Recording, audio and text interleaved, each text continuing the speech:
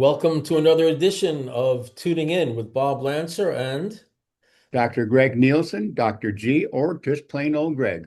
and Greg has a beautiful background there with a new book of Isidore's. This Just came out on Monday. okay. So this whole program, this podcast, this series of podcasts is all about focusing on bringing out the teachings of Isidore Friedman, which he called organics. Greg and I studied with Isidore in the 1970s in Hmm. person, consistent with the oral tradition of passing on the ageless wisdom. Hmm. So you have a new book that you just put out of Isidore's, right? It's on Right. Amazon. Yeah, it's on Amazon. It's ready to go. And the title is Organics, Practicing Bare Attention. Mm, So fundamental, it's, fundamental. you really can't see me holding it up. Well, maybe you can. I don't know. But you can Sort see of. the book in the background. Yeah, That's yeah. what it looks like. And it's got a Buddhist practicing mindfulness on a rock overlooking the city. Well, And it makes sense. Isidore told me that back in the 1930s, when he was, I think he said he was like around 18, oh, wow. a Tibetan Buddhist monk came to his home, knocked on the door. Isidore opened it up, and he said to Isidore, I have come to touch the lives of three people, and you're one of them. Oh, that's impressive. That's a little Dalai Lama shish. Ali Lama, yes, yeah. Yeah. He just turned 90. Isidore would have been well over 100, I guess, by now. I think he was born in, I think if I recall, 1917. Yeah. Yeah. So anyway, let's start with one of Isidore's Yes. amazing cosmic poems, Songs of the Star Lords. Songs of the Star Lords, and Yeah. this is called Star Seed Beta 1. The way of light goes through the night of doubt and worry and fear, through turmoil red and race mind dread, till perception is cleaned and clear, through illusion's mountain and the dirty fountain of concepts and word and thought, are strained and drained, bones shakingly trained, till the sight from on high is bought. Then piercing and round comes the trumpet sound from the shining one on high. From straight the way waste not a day, till the road to sight is found. And the burning confusion from the daily contusion thins out drop by drop, and thoughts giddy speed, emotions lashing greed, come to an exhausted stop. And sick and chill from unbalanced ill of unconscious thought and speech, his racing brain slows down the strain, and the cosmos may enter and teach. Hmm. It pretty much sums up everything Isidore ever said. That's pretty much, yeah, Yeah. summary, right? Very succinct and really leads into what we're going to be chatting about this evening. Mhm. Yeah. Yeah. So we're gonna be going through the it's a general semantics principle, really. The Hmm. difference between intentional and extensional orientation. A more commonplace way of phrasing that would be the problem with belief. Hmm. What's Yeah. what's the problem with believing? I mean, it's all these religions are based on believing, and everyone says, Yeah. in sports, you got to believe. What's the problem with believing, Greg? That's something I should Organic share. standpoint. Yeah, I'm going to just share some of my thoughts. There's so many ways you could talk about it, express it, but we tend to grow up around emanation of different belief systems coming through the media. And as he talks about this in the organics books, through the media, through parents, through religion, through schools, through doctors. And we incorporate these almost like they're being loaded in like software into our subconscious. So when we're young, we don't really have a filter to really decide for ourselves for the most part, depending on the person, but everybody's a little different. But this gets embedded in our psyches, in our you can call it subconscious, and then you start to attract certain things in your life, and your beliefs become, in a sense, false reality. It's a map that's not the territory. Right. And so when you're going by the map, you're intentionally oriented and you're locking yourself into beliefs that are usually from the past, if not always. I mean, quite often, could be, I guess, in the future too. But and then you run your life according to this, and that's it. You kind of give up the opportunity or the call to adventure to be in the present, to be extensionally oriented, which Hmm. is life facts, the territory, Hmm. not the map. Hmm. Nice to have a map up to a point, but yeah. Yeah, yeah. I think the sort of the essential problem with belief, from my own experience, Hmm. was believing in belief. Oh yeah. Like believing, it's just a matter of what you believe. It's not. What I learned from Isidore was Hmm. test everything. Hmm. You test the map against the territory. You Oh have a yeah. belief, you have an opinion, right? But what Mhm. is it based on? Is it just based on some logical conclusion or emotional logical conclusion that you've come up with? Or is it based on actual testing out the life facts, to see what actually is happening, see what actually works? Yeah, and of course we get so enmeshed in the belief system, and we become, I guess, rigidly encrusted, and there is no doubt that it's accurate. Right. And you start to think, well, that's the way it is. The is of identity, identification, and to be challenged about it, or even be introduced to testing, is almost like uh, going against the cosmos or something, or not. So not I've in, had people become angry with me as they'll hmm. tell me like, well, the the reason why they made that movie was for some political agenda, let's say. Hmm. And I'll respond, they'll say, well, it's possible. I don't know. I haven't Yeah, done the research. I haven't yeah. tested out any facts. And they'll get really upset. Say, it's so obvious. No, there's absolutely that's the motivation. What's wrong with you? Right? You sound like you're coming out of my class at the local college last semester because I taught a class in film, Yeah. and I went through some of that. Yeah, Yeah. people would argue about something they haven't even discovered for themselves. Hmm. They'll just hold on to that belief. Believing in belief.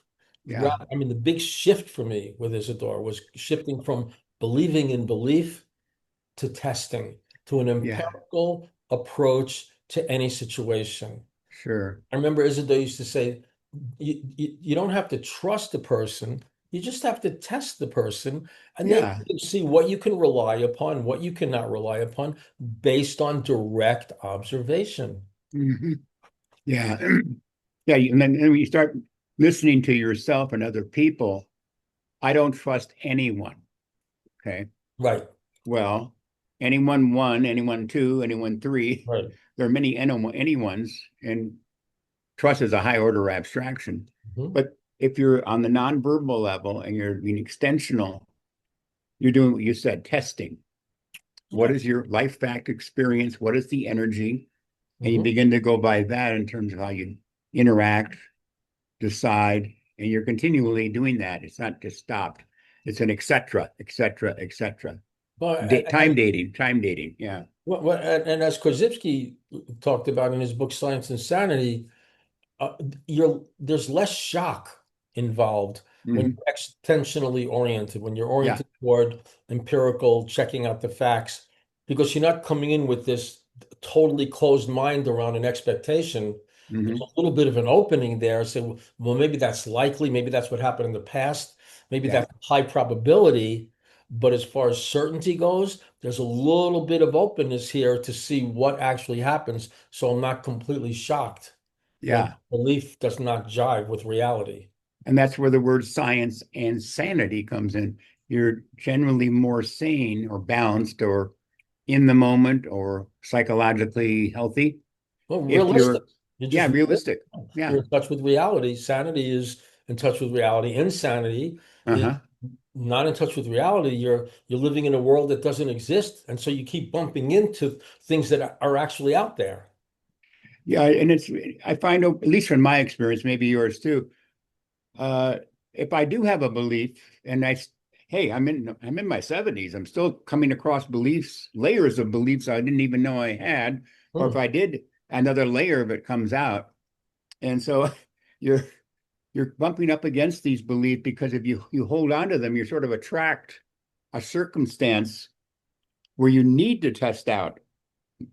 You're almost required. And if you're stubborn, like I can be sometimes, and refuse, you kind of bump your head into a wall Yeah. until you kind of go, oh, yeah, that's I'm looking at a map, not the territory here. Yeah. And Yeah. Korzybski described that as being inherently unhealthy. It's like it's destructive to the nervous system to Yes. relate to a belief as if it's a fact. Yeah.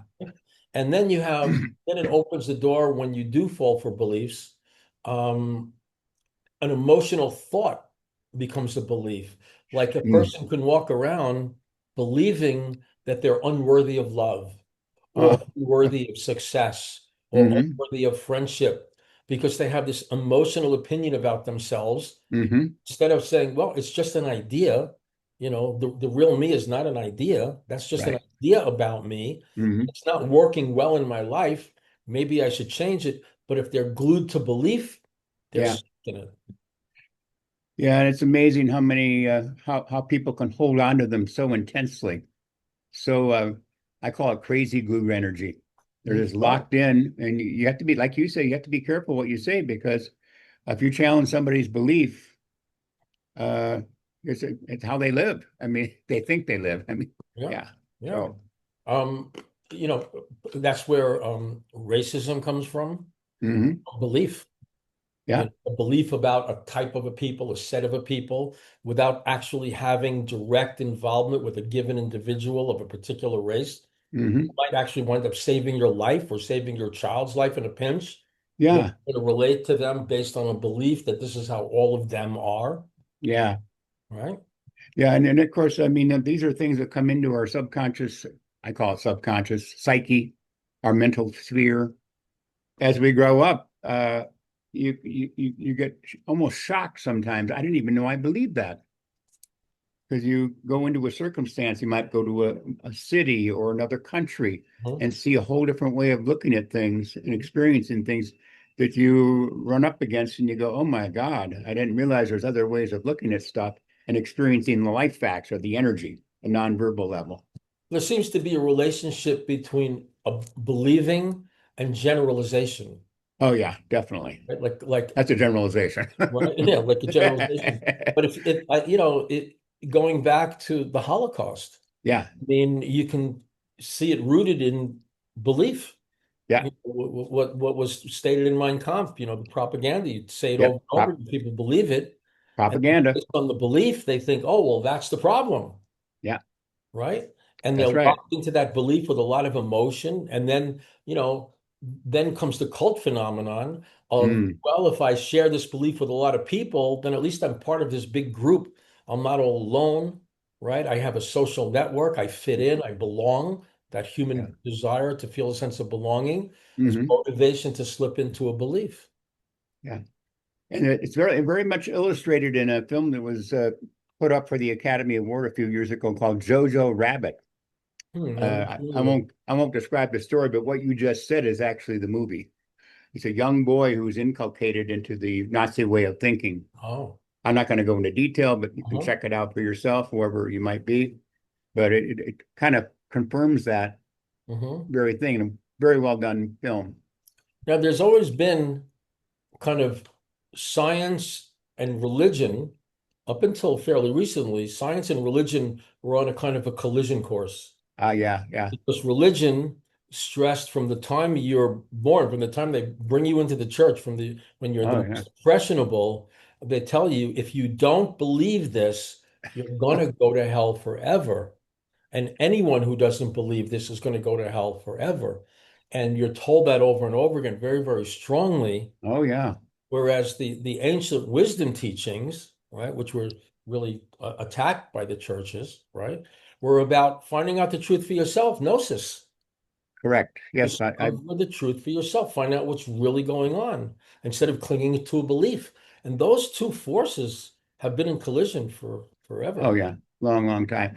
And of course, you bring up something, and of course, Korzybski emphasized when he wrote his book, Science and Sanity, 1933. He had Yep. dated. They did new versions, 1941, Science 2025.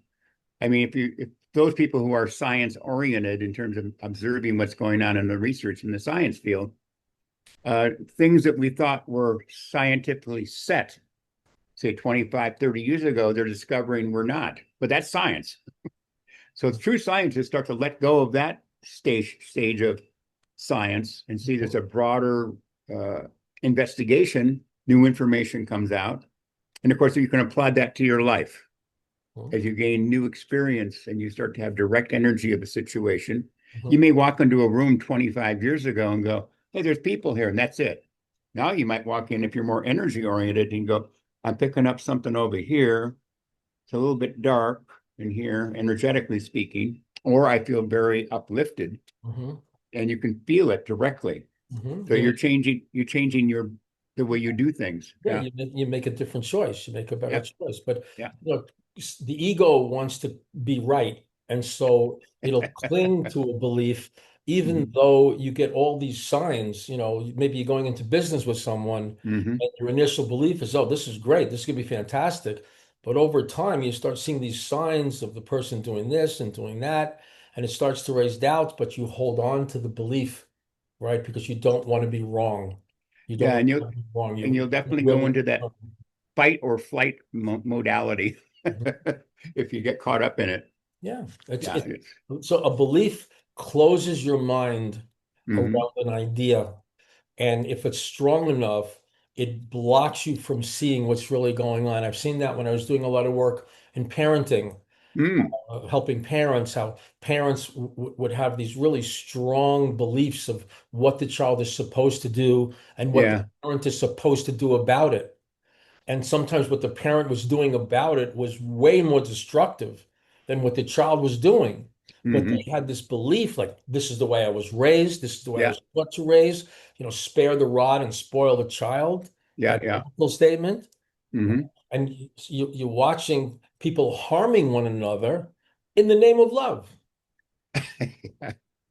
That's kind of sad. right? Yeah. That was a dark chuckle. Instead of empirical parenting. Hmm. Where you're Sure. just watching, just because it worked with your son, it doesn't mean it's going to work with your daughter. Even if the kids are twins, it's not going to work with both of them, Yeah.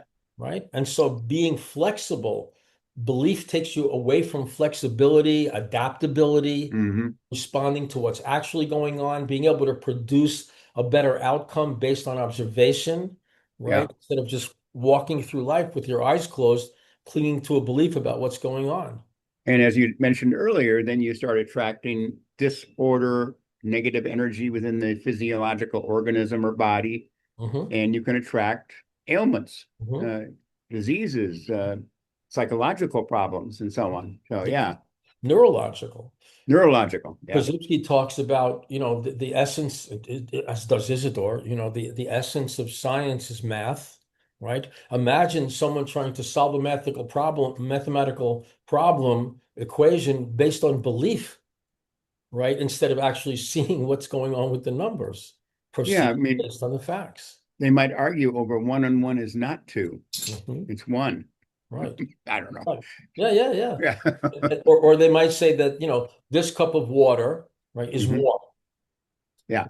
rather than saying it's warm relative to what, Yeah. right? Yeah. Because relative to that cup of water, it's actually cold. Hmm. And relative to that cup of water, it's actually hot. Yeah. But not looking at the facts, this is the way it is. And we're not testing and finding. A big, big danger of belief is when people start doing like explorations of psychic world, psychic Oh. phenomenon, past Oh, life, yeah. and Oh, yeah. That. Yeah. portals Yeah. and Yeah. communicating with departed ones. And I'm in contact with Archangel Michael, and he's Mm. talking to me, and you have no way of verifying that. Well, Yeah. I believe it, I feel it in my heart. You have no way of verifying that. The problem is not just that specific situation. The problem is once you start bringing that closed-minded belief into your life, it kind of penetrates all over the place, saturates your life, Yeah. and you start losing touch with reality, Hmm. right? Yeah, you create this what do you fantasy land, I guess you could say, or Hmm. imaginary lifestyle, Hmm. unstyle. Hmm. You're not really oriented toward life facts, Hmm. so you can cause it. You attract other problems. Yeah, and cause problems. I mean, can you Yeah, imagine a business person going into business operating on belief rather than empirical evidence, rather than facts? yeah. There is some of that going on in the business community too. Sometimes, especially in the world of advertising, at times, where they use the propaganda advertising method not based on the actual experience of the item or the Yeah, product that a yeah. individual one or individual two could actually make and investigate it. Well, they program, as Isidore used to say, people are programmed for three basic values: the bed, the belly, and running around. Right? And that's what advertising is all about. Take this Mhm, next big trip, buy this big new car, go to this great big hotel, skydive, do this, do that. All outer, outer, outer, rush mhm, around. The basic belief that my joy is going to be found outside of myself. When I mhm. have enough money, when I can take a trip like my neighbors took. Yeah. And it voids the inner world, Mhm. consciousness, Yeah. noticing what's actually going on inside of me. Where is the source of my joy? What really does make me happy? I learned through Isidore, that happiness is a state of peace. Yeah, and it's energetic and it's experiential. It's not a word, a high order abstraction word in your head or some sort of magic pill that you take. It's an exploration of your inner world, which is present in the moment, Hmm. And watching how you feel, watching how you think, watching, observing. Yeah. watching. Remember, Isidore used to say, your luck is in your look. Hmm. Good look, right? All about living in perception, living in bare attention, paying attention, noticing, so you can see when you're just reacting to a thought instead of a reality. Hmm. You're just reacting to an idea instead of a reality, right? So Right. this whole problem with belief, I think, and I think Korzybski would agree. I think this was part of what he postulated. I think that's really the underlying cause of the demise of civilization. Hmm. Is operating on belief instead of seeing what's actually working. Yeah. And of course, you see the cycles of civilization going back tens of thousands of years, this repeated pattern where a certain power gets centralized and then it becomes belief, programming the other people toward a certain belief, as opposed to, like you say, be in the present, be in the moment. So what would you say to someone who says, Bob and Greg, this all sounds grand, but I'm afraid of letting go of my beliefs. Yeah, what will I have if I let go of my beliefs? Yeah, Well, then you're talking about afraid. fear. Yeah, So, they're afraid of mhm, letting go of a belief to yeah. test out the facts because they've been programmed to believe that that's the devil's path. Yeah, I know that memory just popped in my mind when I read uh, the teachings of the Yaqui Indians. And among their shaman, one of the first things they said, the path to the light or the path to inner development, the first enemy is fear. So yes, fear can come up big time. I'm just been asked to now, can you let go of your belief even if a little bit, Mhm. and then be more in the moment? It can be scary for a lot of people.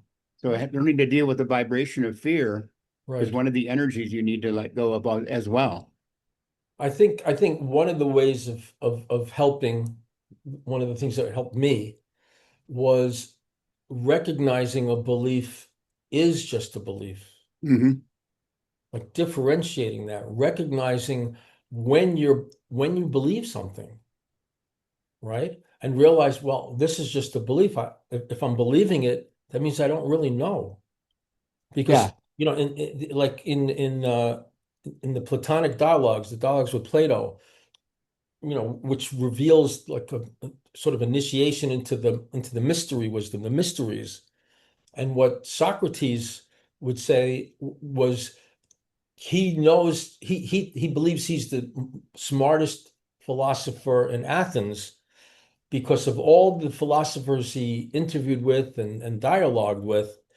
They all thought they knew what they were talking about, like what is Yeah. virtue, what is truth, what is goodness, what is God.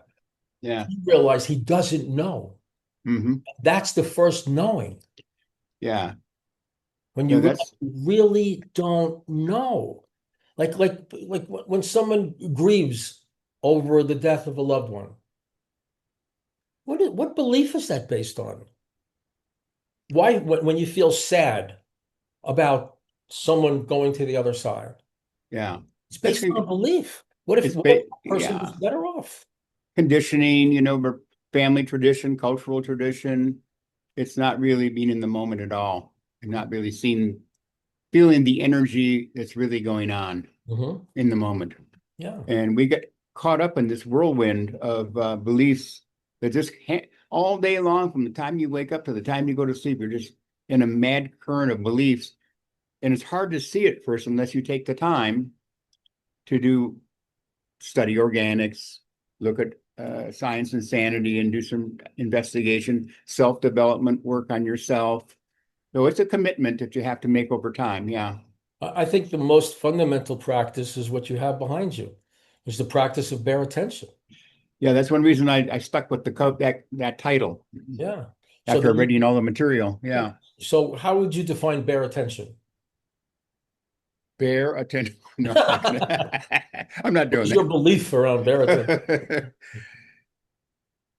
It's taking a moment to let go of intentional beliefs, intentional theory, intentional idea, intentional words, intentional, and making a commitment to be in the moment as much as possible. So Presence. present, present in the moment. And Mhm. there's many ways to say that. We've said it many different ways over the last couple of years. So, Yeah. but you have to do it. And he talks about in this book a section. He actually gives an exercise in bare attention in there. And you sometimes have to take a few minutes and just stop. Right. And so you can start to notice the thought waves come and go, rather than try to stop them, rather than say good or bad, right or wrong, I don't like, just notice. Notice. Just I think notice. that to me is the simplest definition of bare attention is Yeah, consciously noticing. just notice. Just direct observation. You're having a feeling, observe the feeling. There Don't you just go. get absorbed by the feeling. You're thinking, you're having a thought, observe the thought. Notice that you're thinking when you're thinking. Observe the sensation. Observe what's going on around you. And don't get caught up in judging and analyzing to the point where you're no longer observing what is. You're caught in what just happened. Yeah.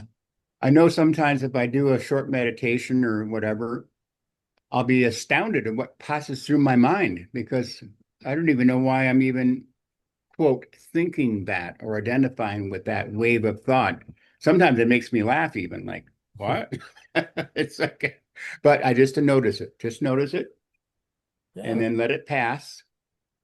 And And keep then you can, noticing. there's moments and there's seconds if you want to use time where you're very present and you can feel the quality of the energy. He talks about it one section in the Bare Attention book, the privilege of being able to go to be called the mountaintop, which is just nonverbal presence Mhm, and being and experiencing the joy, the happiness, mhm. the creativity, the clarity. You can call them whatever you want, but you start to experience these things directly. You also start noticing patterns. Oh yeah, You start noticing the rhythmic alternation of the pairs of opposites. yeah.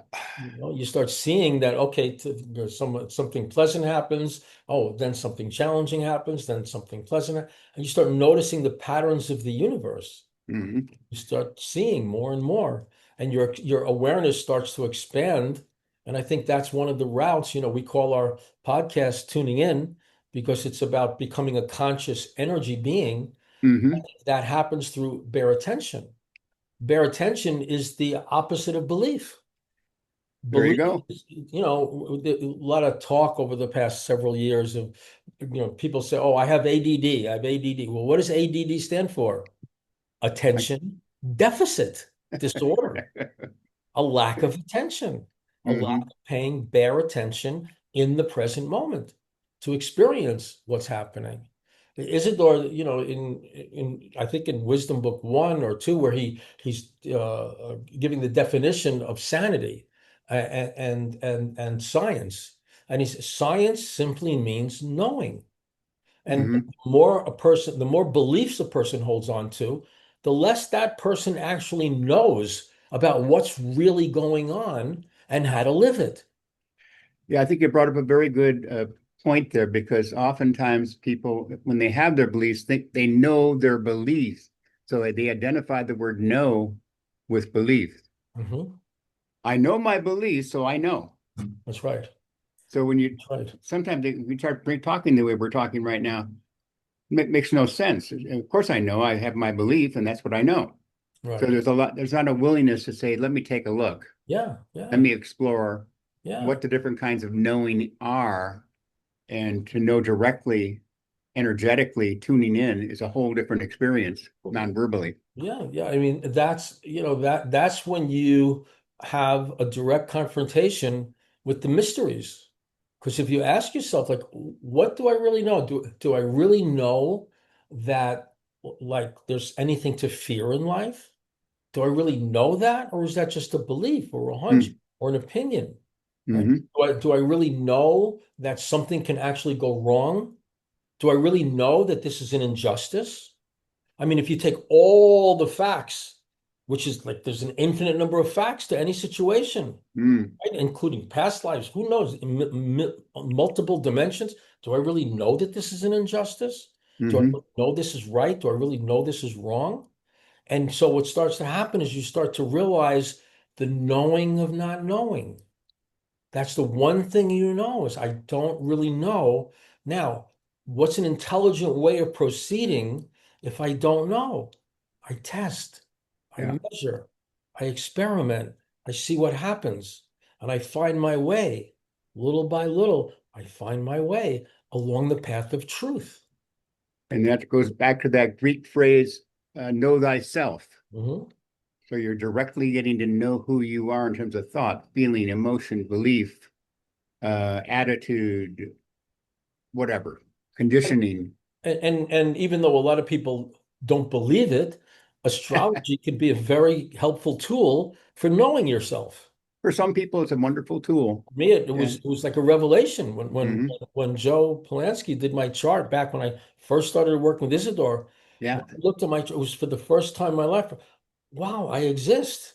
yeah, yeah. Like it confirmed my experience of myself, and nothing ever did that for me before. Yeah, I can give you some clarity about the energy that you experience as Right. part of your day-to-day life. But And then it it puts gets it, taken too far. yeah, of course. Yeah, Then it goes into the realm of belief. You exactly. know, like, oh, you better not go outside today. It's Mercury in retrograde or something like that. Yeah, that's why I try to reduce my semantic reaction to that kind of comments, Well, semantic reaction, I got my Mercury's retrograde, and I just go, energy's energy. Be in the moment, experience, handle whatever it is. Yeah. So it's interesting to look at the difference between the number of people who are oriented toward gnosis, toward true knowing, toward discovering what's really happening, and the number of people who are indoctrinated with beliefs about like the historicity of Jesus and the godhood of Buddha and the literalism of the Torah and all this kind of stuff. And hmm there's wisdom in all of that, there's beauty in all of that, there's truth in all of that, but there's also a lot of beliefs around that that prevent a person from finding there's a different orientation toward hmm Christ. There's the Christos, the Christos that hmm that we pursue in our quest for truth, the unfoldment of our own divine being hmm that we're looking to experience and to explore. And Yeah, all of no. that shut out because you believe you're just a human clay sinner. And to go along with that, there's a saying by the Buddha supposedly said, don't follow the Buddha, become a Buddha. Right. In other words, same thing we've been saying. Practice your Self-discover, self-knowledge, tread your own path, individuate your pay path. attention, but do Yeah, it attentively. yeah, exactly. Pay Yeah. attention. I remember having a conversation with a Hasidic rabbi, and we were talking about Kabbalah. And, my approach to Kabbalah is the path to true knowing. Hmm. And he said, no, it's impossible. The only truth you know is the truth that the Bible tells you. Mm. There was no other capacity in a human being to awaken to truth. It's only That's do what you're told. very sad Do what thought. you're Yeah, told. Do what you're told. And yet, yeah. he's a very mystical, wonderful human being, right? Oh, But yeah, locked into this belief that human beings do not have the capacity yeah. to know God's will, to know God, to know the truth about experience, to know the truth about the universe. That blocks that capacity to know. And then so Yeah, they want to make an important life decision, right? They go to the rabbi to tell them what to do. yeah. You have to go through the minister, the rabbi, Yeah, whatever, the priest, yeah, and instead of going directly through your own experience. to your own heart. Yeah. That's right. To follow that way. So, how do you, when you look at the world, Mm. does it look like the world, the beliefs, the attachment to belief, addiction to belief is dissipating in any way?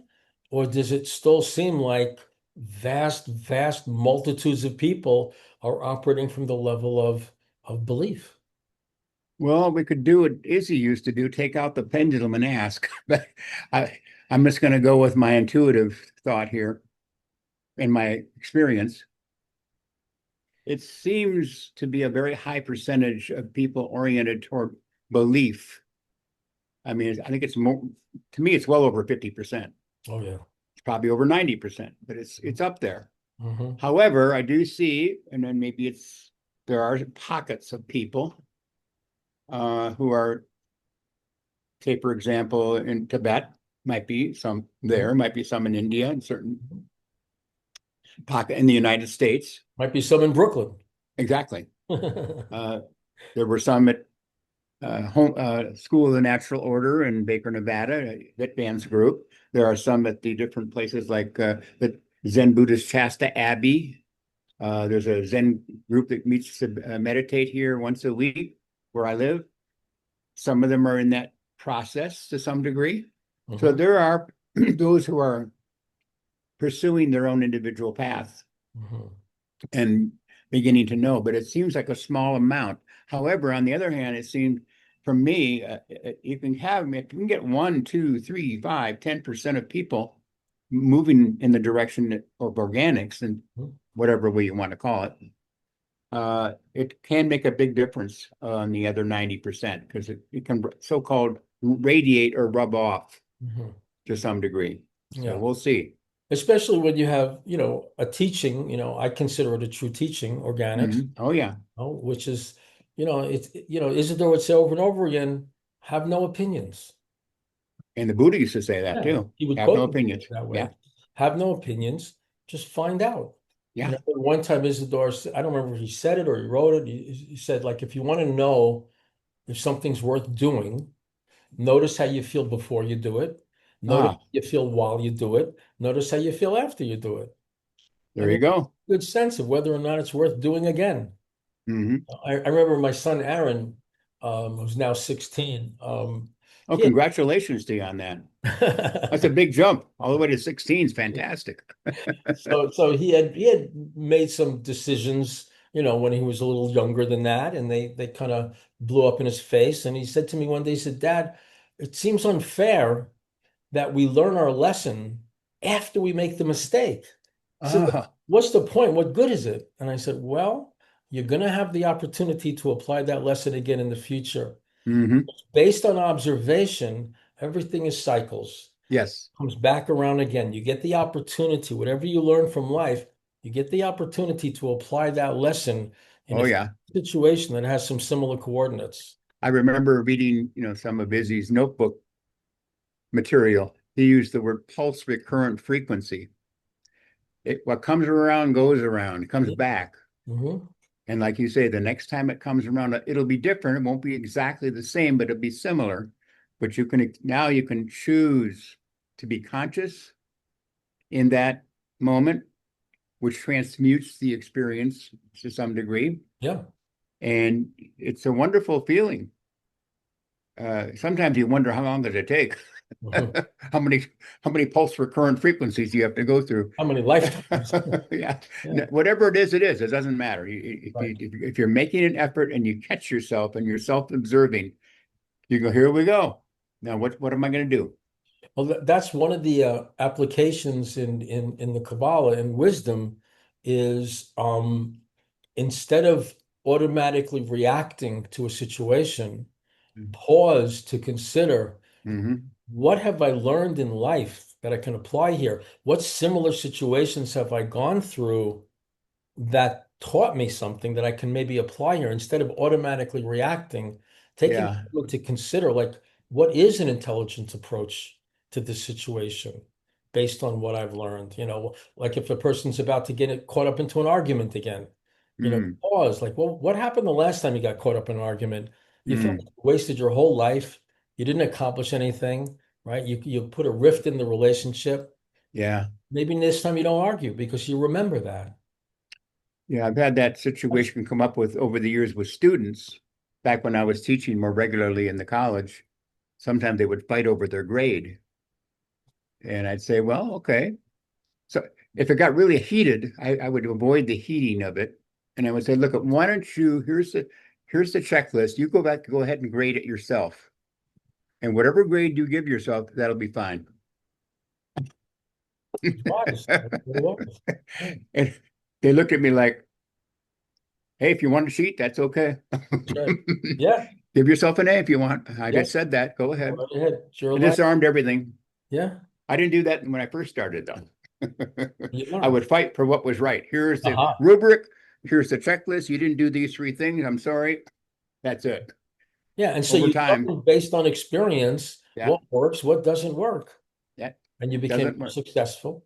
Yeah. And Isidore used to quote his teacher with the line, I would presume you heard it, unconscious experience is like a bald man's comb. Yes, I definitely. He did say that, and he also wrote it in one of in his notebooks. Okay. Yeah, yeah, Yeah. for sure. Unconscious experience. So we're talking about, so what's a bald man's coma? Useless, right? Yeah, He would say it's useless and bloody. He nothing said, to comb. yeah. Combless.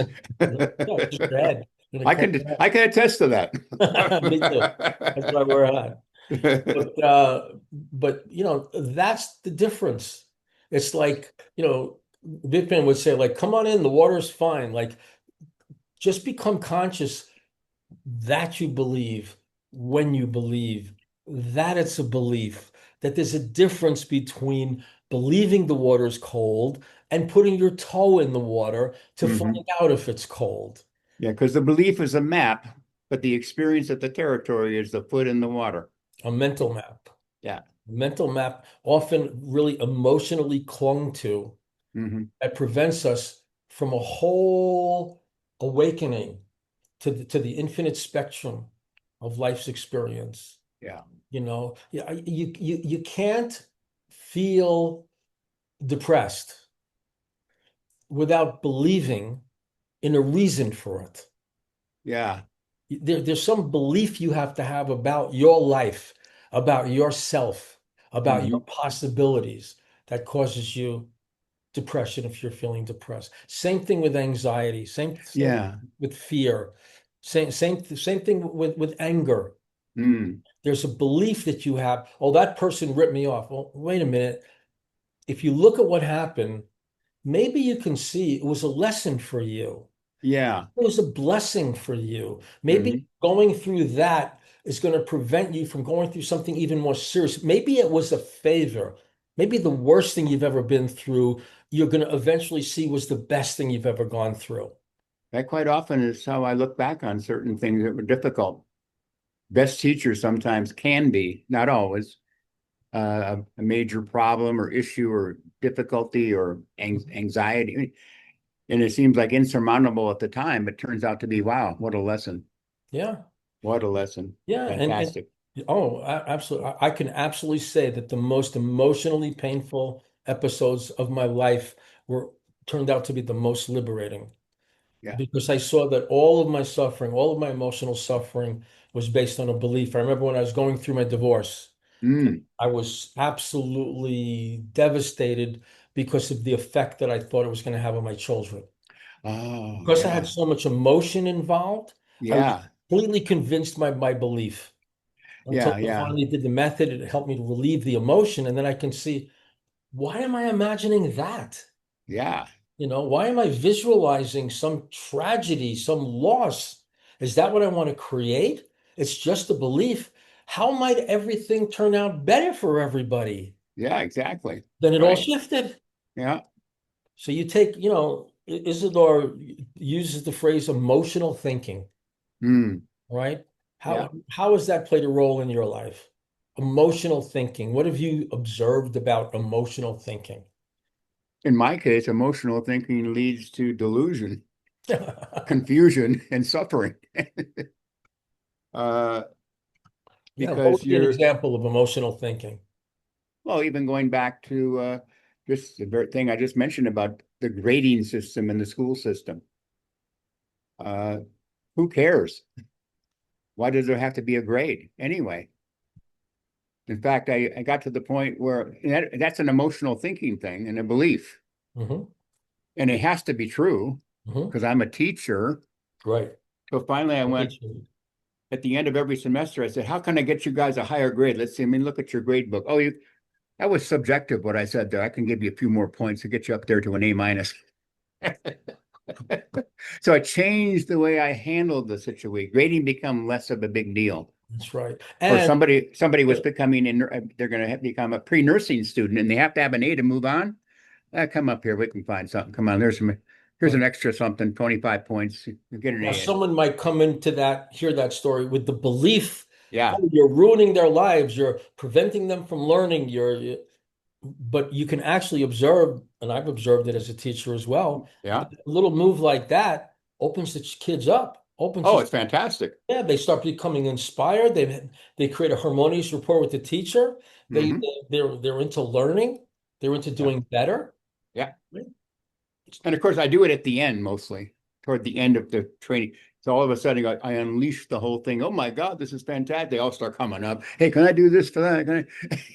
So, I mean, that's an emotional thinking belief system I got in the educational system Mhm. growing up that become inculcated into my way of behaving. And in the beginning, when I first became a teacher, I said, wow, that is emotional thinking. That's not dealing with the reality like you described how it could be, where Mhm. it opens up doors for people. Mhm. This was a really wonderful class. It might open my curiosity to further learn on my own, lifelong learner And it potential. gets them to focus on what's really important, which is learning and not grades. Exactly. In other words, extensional orientation. And my emphasis, most of my teaching was project-based learning, doing to learn. Mhm. So anyway, I can go on and on about that. That Yeah. was one of my areas. Yeah. Well, to me, emotional thinking is whenever you're thinking emotionally, whenever there's an emotional charge to any thought or idea that you're expressing to someone. And of course, I come across them on a regular basis. I mean, day to day, they can pop up on almost any time. I've been in situations where I go to my a doctor appointment, say, there's nothing really major going on, but I do appreciate the healthcare system if you navigate it properly. And why not be aware? I'm looking to see if I can learn. But sometimes you go in a situation and they'll start saying things to you like, uh, this is very upsetting. Right. Right. Right. In my, I don't say it to Like them. this. And I go, wait Yeah. a minute. That sounds like you want me to come see you, have a test, and see the next person, and send the next person. Right. You know, Right. if there's something wrong, just call me. Right. I just go, could you please speak a little softer? Exactly. So you have to, and that Right. that can get me emotional. And then sometimes afterward, I start complaining to people. What's going wrong with our healthcare system? Right. But then I catch myself finally, and I go, let it go. Or you can leave the appointment emotionally thinking about, some dreaded disease, and you start Yes, getting, oh, I'm gonna die, and I got this thing and I got that thing. So yes. Isidore would say, emotion and clear thinking are an inverse ratio. That the more emotional you are, the less reliable your thought is, the Oh less yeah. reliable it is. I know one of the things that I ask myself in terms of being aware is please catch yourself when you're in emotional thinking. Because if you can, there's potential That's to right. let it go. That's right. There's the other option I've noticed over time is I'm caught up in emotional thinking and I'm aware of it. Mm. Wait till it passes. And emotional thinking like that could be like angrily thinking about what someone did or said. Yeah. And say in the past, I would act on it fairly quickly because I'm justifying. Right, And when I could catch it, even if it lasts like a couple hours, I go, wow, you go, let that pass, man. right, right. Just let it pass. Yeah, Take for a me, walk, take a walk, yeah. whatever. For me, it's like if I notice an emotional charge when I'm thinking about anything or anyone, I drop the thought and I calm down. Yeah, And it's really just actually, again, that bare attention, noticing, am pay I attention. emotional while I'm thinking?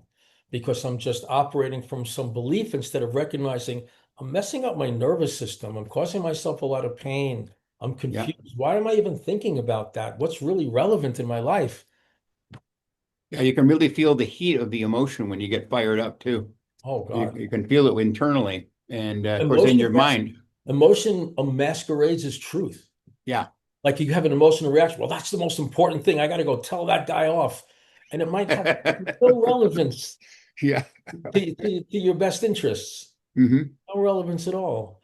Emotional thinking, emotional speaking. Mm. We can speak with joy and rapture and celebration, but when you Yeah. hear somebody speaking like angry and frustrated and negative, it's like, be careful. Don't And get caught up in that whirlpool. sometimes noticing my speaking is starting to get a little heated, even if it goes up 10%. Hmm. I said, and you then your mind go, yeah, but I have a right to do this. I'm justified. Look what happened. No, no. Slow down, take a deep breath, Mhm. Yeah, experience that absolutely. gap, that pause, Absolutely. Yeah, the delay and surf. wait till later. Maybe there's some way you could communicate it differently that might be helpful to all concerned. Maybe not. Right. Yeah. Just the more emotion you stir up, the more misunderstanding you Oh yeah. stir up. So the basic practice for me that I would suggest that has worked for me that I used is to recognize, and I wrote a whole book about it. My book Lighten Up is really about Hmm. that.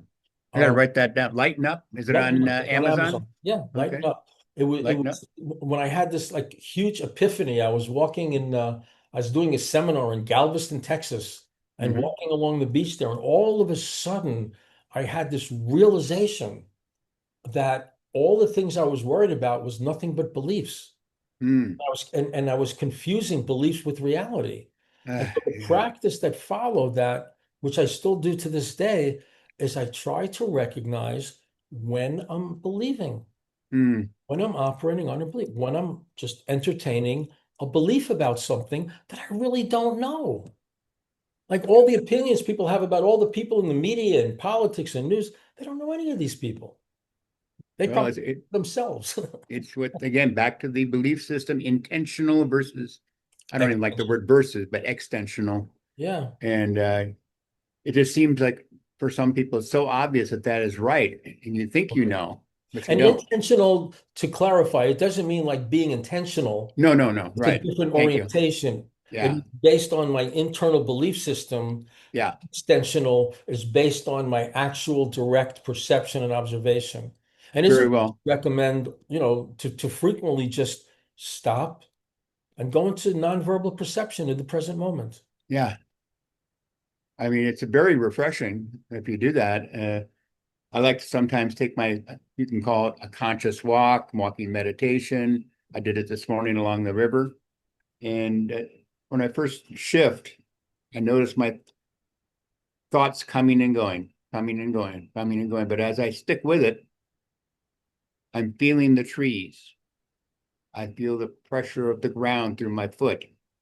I hear the sound of the river. You're starting to move into that more nonverbal Direct experience. direct experience, which was very exhilarating. So what would you say as we kind of draw to a close here? Yeah, Let's say someone has been, very much emotionally indoctrinated into religious belief systems, yeah, but they're hearing what we're talking about and they're interested.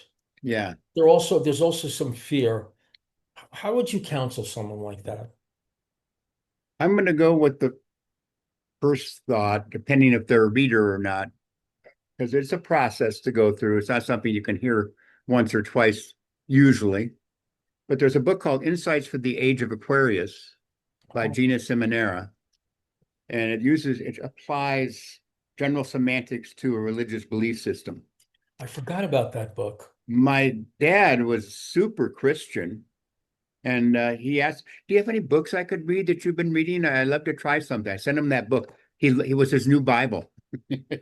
Really? It helped him in his case, person one, not person two. He said that really is helping me like letting go of my belief system.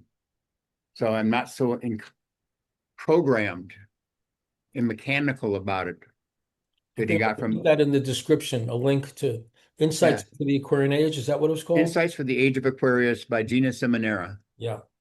And that was something Izzy recommended to me. Yeah, me too. And I passed it along to my dad. I was shocked. He said, "Oh my God, this is like a revelation." Mhm, I say that if you're a reader. If you're not a reader, listen to the podcast, watch the podcast, mhm, look at and read some of the uh, selections from Science and Sanity we've recommended. mhm. Read some of Izzy's work and make an effort, even if it's a few minutes a day, to say, I'm going to be bare attention for the next 10 minutes. Just looking, just being Just aware look. I'm just going to be a look, good, bad, or ugly. and Just see going to what look happens. Mhm. and let go any emotion or thought or belief that pops in your mind of fear. Just give it a little bit. Give it a little. And Izzy talked about going step by step, the law of progressive approximation, because some of these beliefs are so powerfully embedded. It does take quite a long time.